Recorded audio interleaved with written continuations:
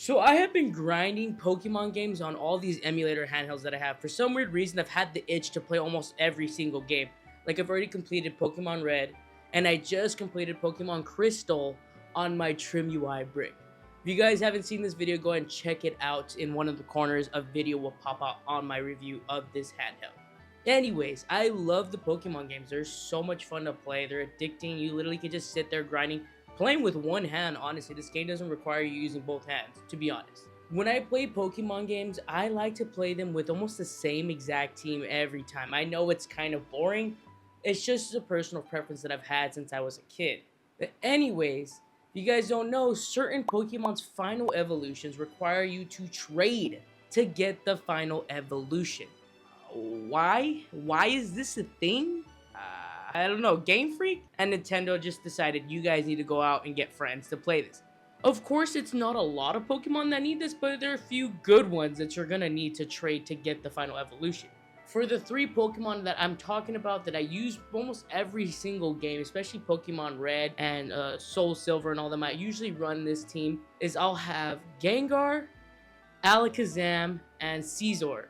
So that is why I have to use a trade system to get these final evolutions. I hate it, but it's a thing. I have to do it. I'm pretty sure there are mods out there that allow you to not have to trade to get the final evolution, but I was just playing the base games. So if I'm not mistaken, you can actually trade within RetroArch using different handhelds like the Ambernic and the Miu Mini Plus. But that, I'm not going to do it in this video. I've seen videos on it. It looks kind of complicated, and I'm like, not a lot of people are going to have those handhelds that are capable of doing it, or to even have more than one of these handhelds. If you only own one handheld and you need to trade for a specific Pokemon, this video may help you out. Just a disclaimer though before we move on, you're going to need a PC. I am sorry, yes, that doesn't help if you don't have a PC. I'm deeply sorry, this video isn't for you. So yeah, I guess you do need 2 devices. It isn't just one. I'm sorry, but this is the only way I found it easy for me to do. But if you've recently picked up one of these or any of the recent handhelds, odds are they're not going to come with Nintendo games anyway, so you've had to manually put in those Pokemon games into your SD card. So odds are you probably do have a PC, and it's not really hard to run what we're going to do. So we're going to move over to the PC, and I'm going to show you exactly what we need to do.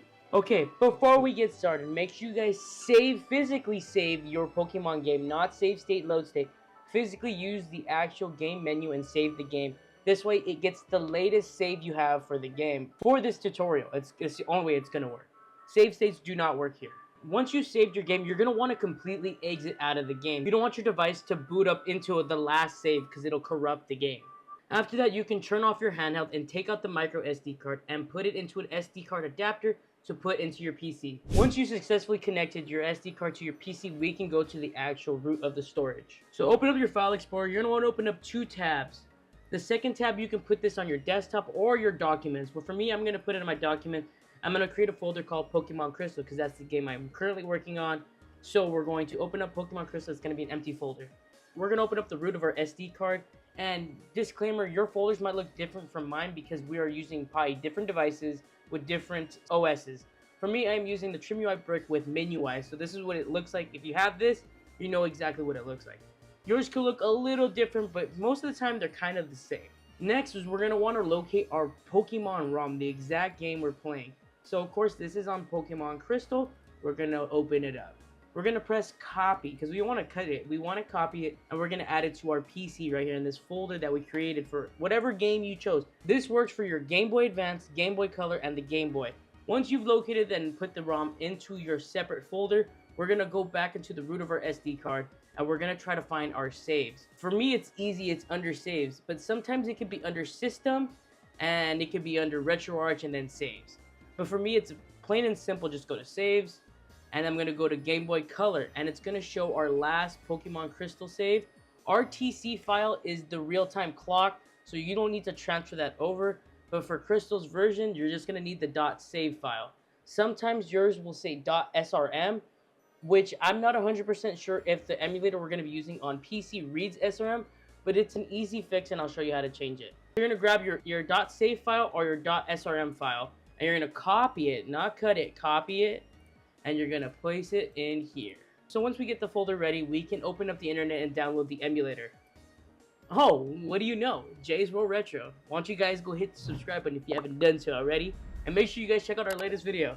You're going to type in MGBA.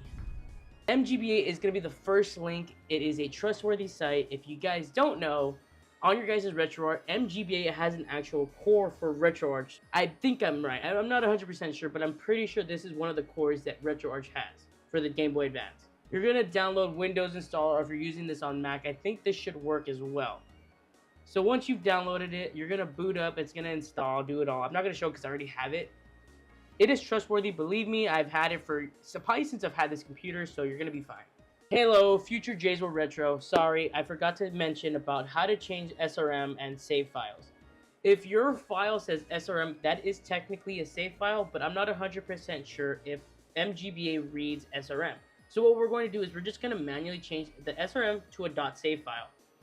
So you're just going to hit this and you're going to hit rename, go to the back here, and you're just going to press SAV. Just like that, and hit enter. It's going to say if you change the file extension, it'll change like the format or whatever. It's not sure if you can use it. Just press yes, it works. I've used this and I've had no problems. Now it's a .save and you can boot up your MGBA and do the same process as you seen before. So I'm going to open up MGBA. And it's going to pop up just like this. It's a simple window with the Game Boy Advance. What we're going to do is we're going to open and load. We're going to open up File and load ROM, which is also Control O if you want, if you're edgy like that. So what we're going to do is we're going to go to our documents, wherever you put it, go to that specific folder. Mine's Pokemon Crystal. Yours could be Pokemon Fire Red. It could be Pokemon Red from the Game Boy. Whatever it is, just pick that file and you're going to tap on play. You're going to just double click it and it's going to boot up the game. I'm going to mute because honestly, this gets really loud and annoying. We're going to load. So after that, we're going to hit File, and you're going to go to Save Games and load Alternate Save. This is going to pop up. Two different files will pop up for some weird reason. When you boot up a game for the first time, MGBA already creates a save file. You're going to want to click not the one with the numbers on here, the date modified, if that shows up for you. Usually you're going to want to pick the first one. This is going to be our file from the actual game. I believe keys for the Game Boy MGBA are enter is start, K is A, J is B, and WASD is moving left and right, up and down. It says continue, and boom, as you can see, 81 hours. 81! Only 30 Pokemon in the Pokedex. And this is exactly where I left off on my last save. In today's trade, we're going to be trading Onyx to get Steelix. And if you know Pokemon, this one also is a metal coat holding item to get the evolution. So you know your boy grinding for another metal coat. Why? I did it just for the video. Just for you guys. Okay, once you got this up, we're going to go on to File. You're going to go all the way down, and it's going to say a new multiplayer window. You're going to click on new multiplayer window. It's going to pop up a second screen. You can just put them together like this, or you can do this and this. It doesn't really matter. It's all up to you. You do the same thing. File, load ROM, Pokemon Crystal. I want to make sure it's muted. You're going to do the same thing. Load and save alternate game. You're going to want to pick the first one again. And this should boot up our same save file. The reason why we're doing two of the same save files is because I don't know if you want to create a whole nother save file on PC to go through the entire intro of the game before you can collect your first Pokemon. I feel like that's going to be a drag and it's going to be a waste of time. I feel like this method still works. So we're going to do this. We're going to hit K. Look at, as you can see, 81 hours, and it's going to be the same pop-up. So now what we're going to do is make sure you guys already, I hope you guys already put all your Pokemon together. We're going to go into the Poke Center. You cannot connect both of them like this. You would have to touch this screen in order for him to move. Then you go back to this one to go upstairs. You just have to move your mouse. It's just a little tedious, but it's nothing crazy. And we're going to move this guy to the first girl. The second girl is for battles. We're not here to battle. We're not here to catch the fade. We are here to trade Pokemon. So what we're going to do is we're going to hit A, which is K. Welcome to the Cable Trade Center. And we're going to do it here as well. You may trade your Pokemon here with a friend. We don't have friends, so we're trading with ourselves. There's nothing wrong with that. So you say yes, and we're going to do that here. Just spam until you get it. And it's going to say, please wait. Boom. It worked. It connected. It got everything done. So now we're going to need, it's going to want us to save our game. And we're gonna save our game here. That's fine. Okay, once this is done, it's gonna say game to save. So it's gonna send this person first. It's gonna send this person, and we're gonna send our next character. As you can see, it's the same person with the same ID, the same badges, everything. But we're finessing the system here. And we're gonna hit A on this screen. It's gonna go white because it's waiting for our response here. Then we're at a please wait screen. And you kind of, if you've never done, this is my first time doing it. Not my first time, but this was one of my first times seeing the Game Boy Color trading system from what we have now. It's just cool to see. It's just the name with no picture. It's so cool though that this was actually a thing back in, I think 2000. I'm not 100% sure when these games came out. I can't remember. So we're gonna trade our Onyx that is holding Metal Coat, and we're gonna do that here with the same thing because it's gonna come out as the same result. Trading Onyx, yep, we're gonna hit yes, trade. Now we're gonna see the actual motion of it trading through the link cable that it's not really there, but it's trading. Oh, here you go. As you can see, I was gonna say, does it not work?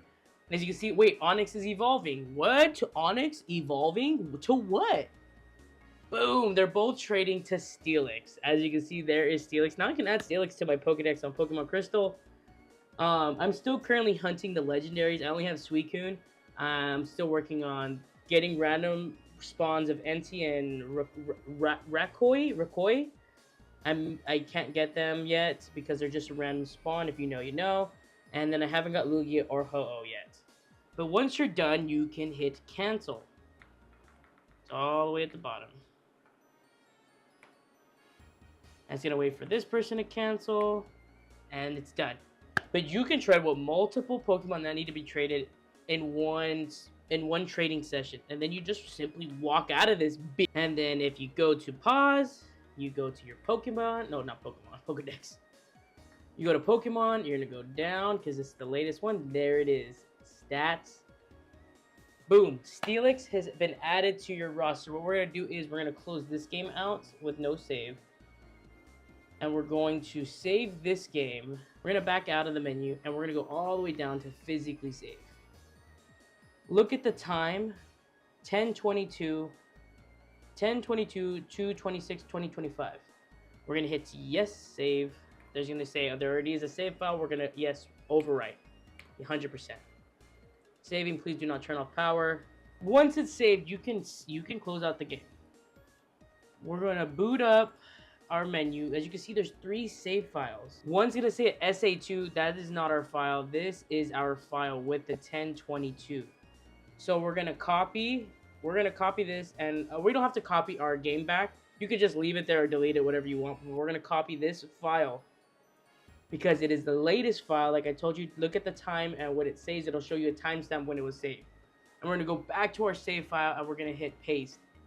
Replace file destination. So if you're gonna put your save file back into your root of your SD card, but it's an SRM file that only reads SRM, we're gonna change that back, and it's simple. It's a simple process. You're gonna go back, hit SRM, and then enter.